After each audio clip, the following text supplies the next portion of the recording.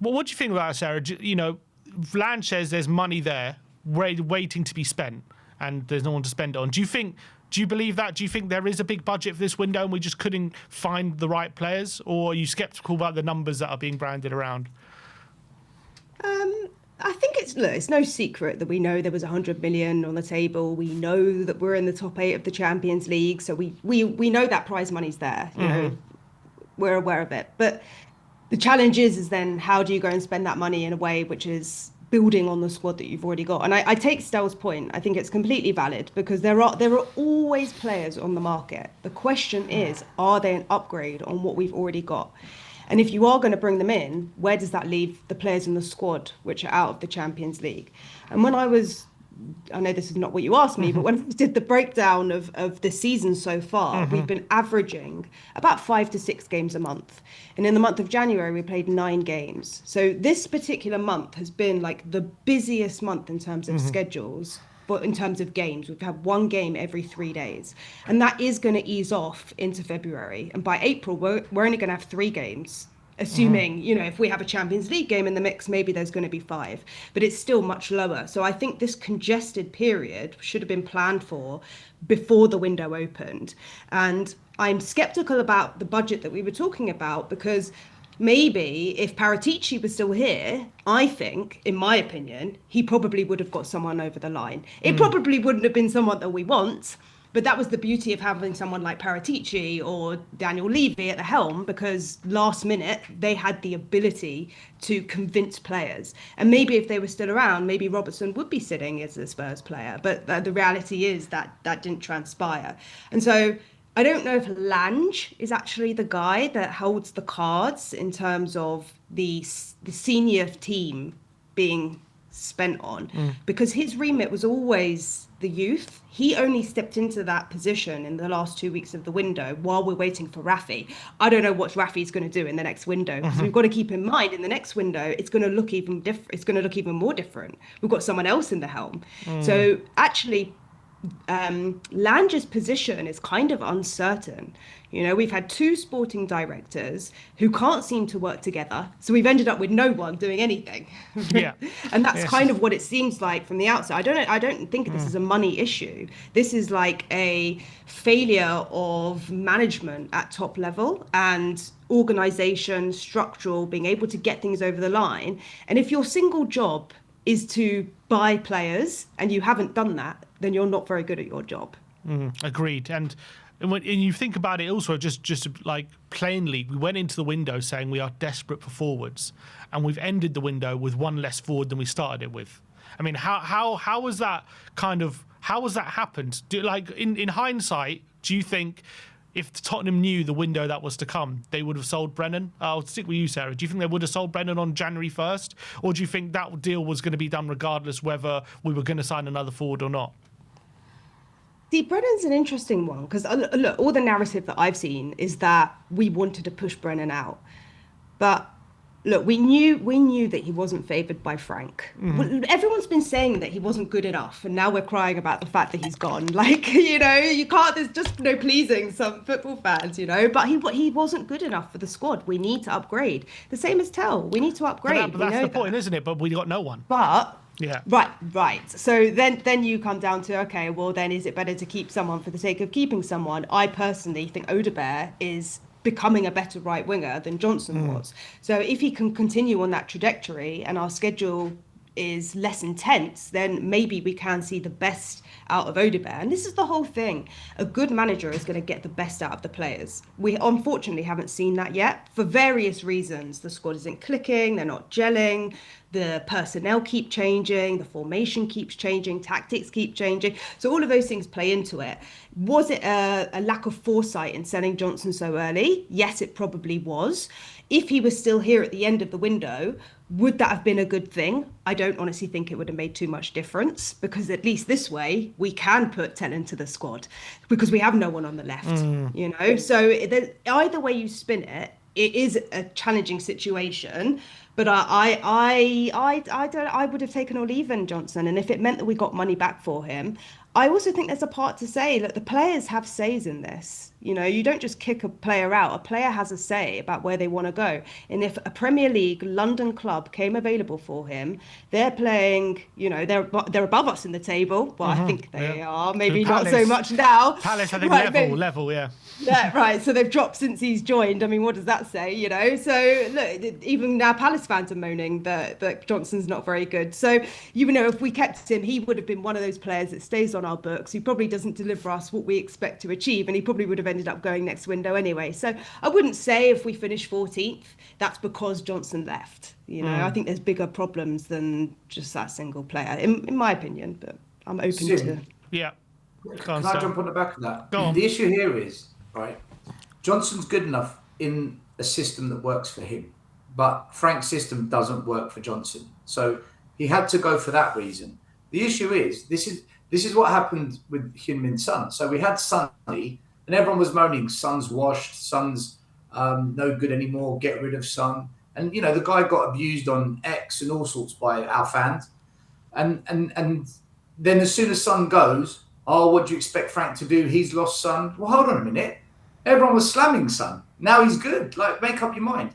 So I think this is a case of, if you're going to get rid of a player that scores goals, you've got to bring in someone that's going to also score goals, right? I don't rate Johnson. I don't think he's a good footballer, but he does put the ball in the back of the net when we play in a certain way. So if you're going to change a system and you're going to get rid of someone that can score in that system, you must sign someone that can score goals in your system. And we didn't do that. It's the same with Son. Sonny was on his way down. He had to leave Tottenham. Fine. But you've got to bring in a left-sided player that's going to score the goals that he scored. Don't quote me on this, but didn't Son last year score something like 16 combined goals and assists? I think like goal contributions was over 20, I think, still about 22 in all competitions. Right. And that's a player that was on his way down, and that was a player that our fans were booing and wanting out and saying he's not the Son of old. We haven't replaced him, and as much as Johnson, and I agree with Sarah, he had to go, as much as he had to go, we haven't replaced his goals. So this is my issue. We're selling attackers, we're selling creators, we're selling goal scorers. What are we replacing it with? We're not. Yeah. So this is why I never wanted Robertson. I was against Robertson because for me, I felt if we sign Robertson, that's going to be the final player that we sign, when I knew we desperately need something up top that can score goals. And we haven't done it. And this has been the case since Poch. When Poch left, we've been losing really good players in positions that do good for us, but not replacing them. Dembele, Wanyama, Dele Alli, Harry Kane, Son. Johnson had to go, but we haven't replaced his goals. And this is a common theme at Tottenham. We let players that do something for us go, but we don't replace them with like for like. And then we wonder why we're 17th, why are we 14th, why can't we score goals? Why is it toxic? Why are the fans divided? It's because we have not fixed the team from the day we started selling our best players under Poch. We still haven't done it.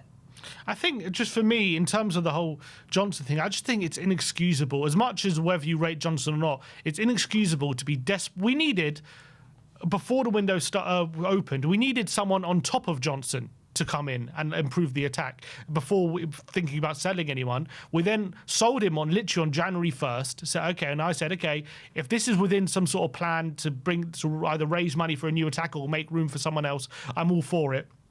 But we know Johnson on his day can score goals, as Stel said. So to end the window with one less tacker than we started with, when we were on our knees for an attacking improvement, I just think it's mind-boggling. I think it's crazy talk. And then I hear after Johnson gets sold, Frank does an interview. He was asked about why don't we why is our through ball numbers so low? Why don't we make any through balls? And he said, oh, you know, in terms of the profiles of the forwards we have, we lack runners in behind. We don't have those runners. I was like, we just sold your best runner in behind in Johnson. So all of a sudden, you're saying we don't have runners after just selling your best runner in behind, and we don't replace him with anyone kind of to fill up the space. I think it's absolutely crazy. I don't understand.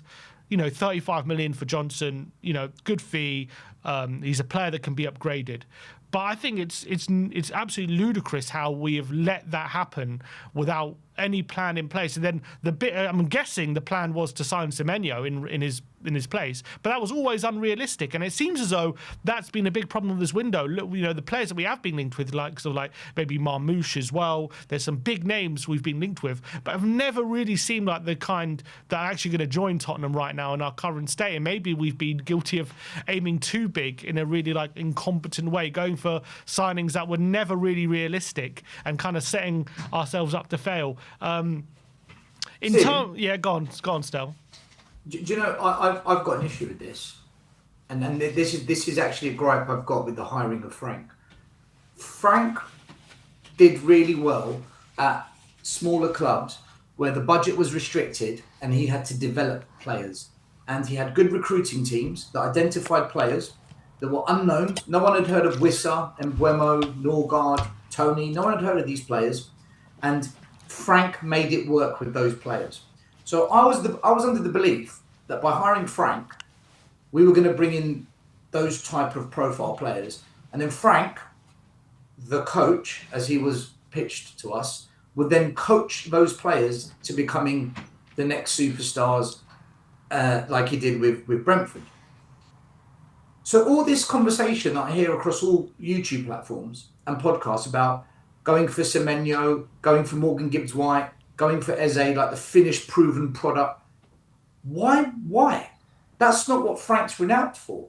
If we're going to do that, if we're going to go and sign the best in class or players that really are Prem proven, which I'm all for, by the way, then why not hire a manager that's proven to work with those type of players? Isn't that what Conte wanted, what Mourinho wanted?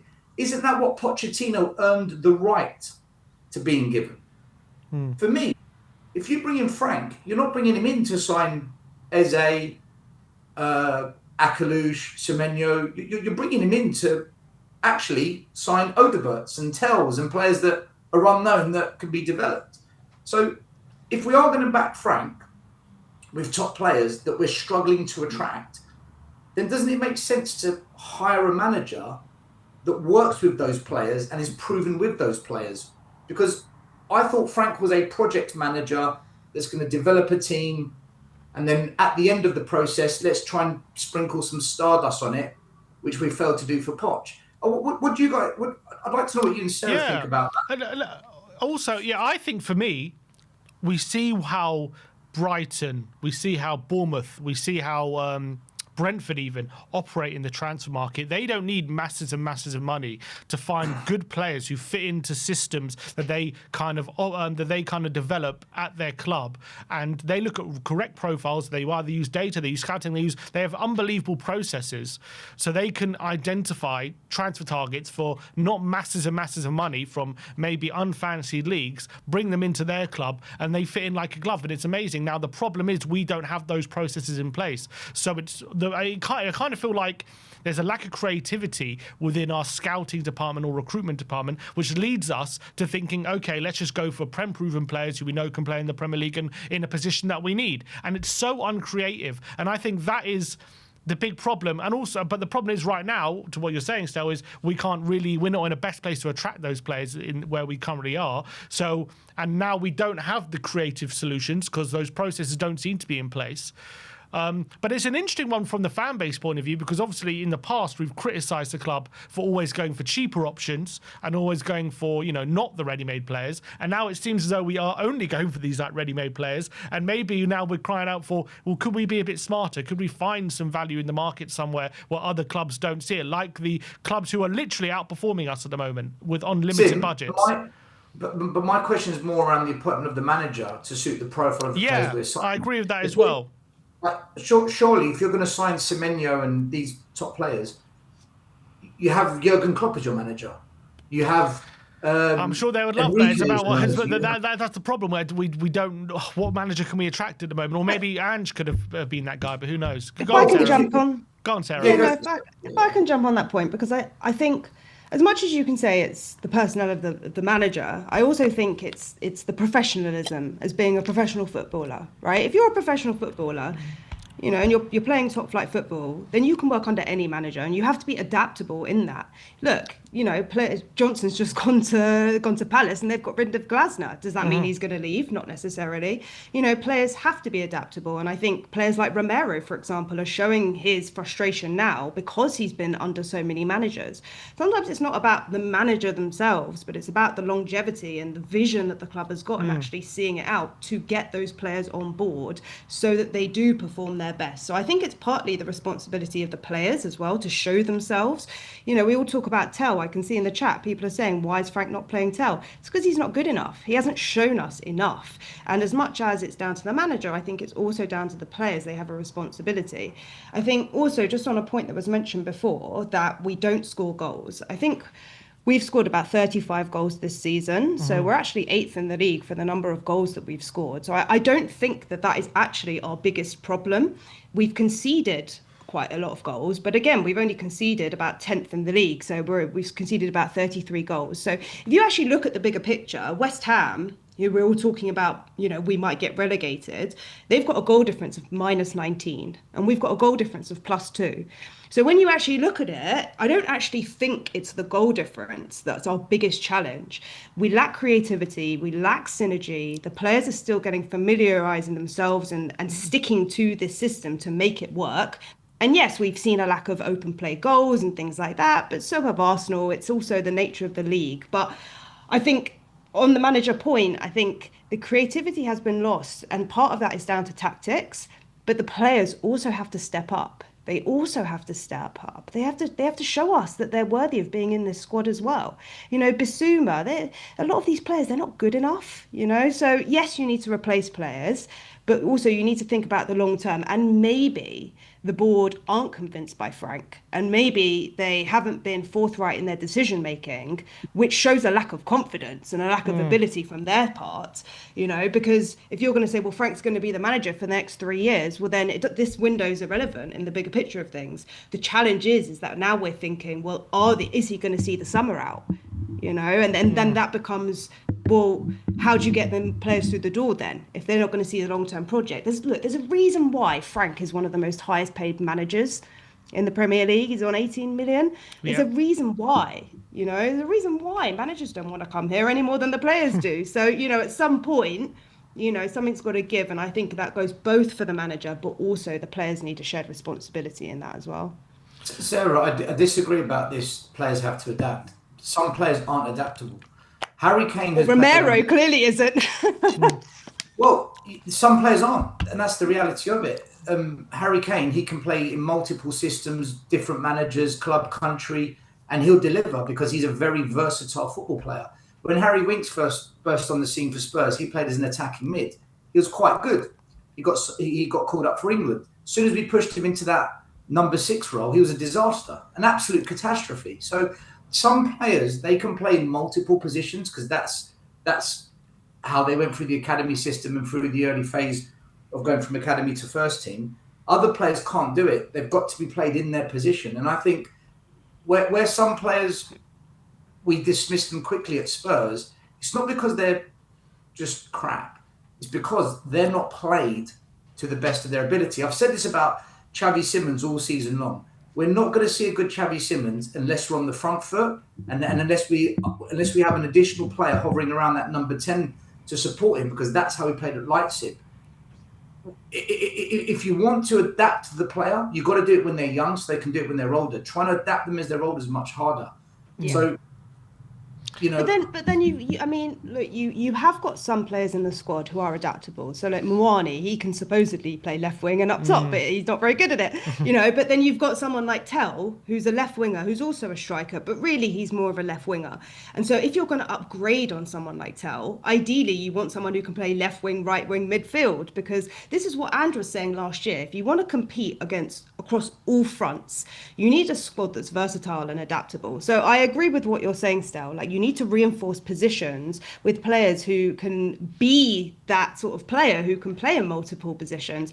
And that is down to previous planning that's happened, not to do with planning now. It's to do with all of these 25 years in the past where we've been buying players on the cheap, you know, quite frankly, and players who are not versatile. And so that has also caused us maybe a knock-on effect. And this is going to continue. This is going to be a domino effect. Like, if you think we've seen the last of this, it's going to get way worse, because Levy's about to sell his shares and all of that jazz, and it's going to get way worse. So I agree with what you're saying. I think you need players who can play multiple positions, but I don't think that's necessarily been down to a lack of planning in this particular January window. I think you can also look at the bigger picture and say, actually, this is an accumulation of many, many years of neglect. Wait, I'm not actually specifically saying we should sign players that can play multiple positions.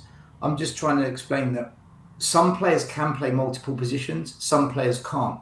For me, what we should be doing is, when we identify a player, they've got to meet a minimum requirement, i.e., if you're going to be a right winger, can you predominantly play with your right foot, ideally both-footed, so you've got the option of going on the outside, the inside, and then can you put a cross into the box to a Spurs player on the ground, in the air, and can you create, would be the second remit, can you score would be the third remit. But your first criteria has got to be, can you beat a man and get a good cross in the box? If you can't do that, forget your versatility, you can't do the basics. Like a striker, some people will say, no, we miss Solanke because he holds up the ball.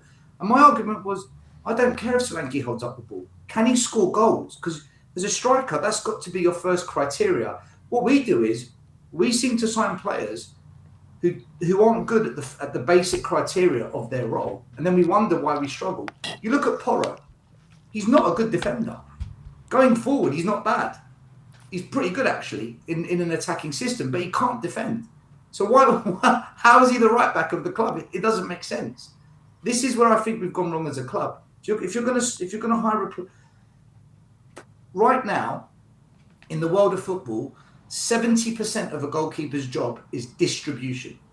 That is the main job of a goalie nowadays, is distribution. 70% of their role. We've signed a goalie that's really poor at distributing the ball.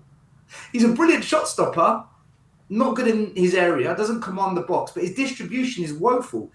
That should be the number one priority of any goalie you sign if you want to be that modern day football team. So I just don't know what our scouts and our recruitment team look at when they sign half the players. I think our biggest problem for me is not necessarily signing players with the wrong attributes. I think that is a big problem, actually, but I think it's the squad planning. I think it's signing the players with the right profiles for the team, for the football you're trying to play. I think it's always been a complete mishmash at this club, always signing players who, like Conor Gallagher is a perfect example. We have about 5 box-to-box number 8s in our team right now. And the one signing we made this window is another box-to-box number 8. I think it's the squad planning is absolutely diabolical. You look at Aston Villa, you look at their midfield setup. They've got Kamara, who's like a number 6, but he's really good technically. You've got Onana, who's a complete destroyer. You've got Tielemans, who's a playmaker. You've got McGinn, who's like a workhorse but versatile, can play across the midfield. They've got a really lovely balance of midfielders. We've got Sarr, Bergvall, Gallagher, Bentancur, Paulinho, who all at their best probably function very similarly, if I'm being completely honest. I think all of I know Bentancur and Paulinho have been playing as number 6s for us, but I actually think they're probably more number 8s than 6s, if I'm being completely honest. I don't think they are 6s, and I think we have the other 3 players are all number 8, and I think the squad planning is horrendous. We've had no backup left back for about 3 years now.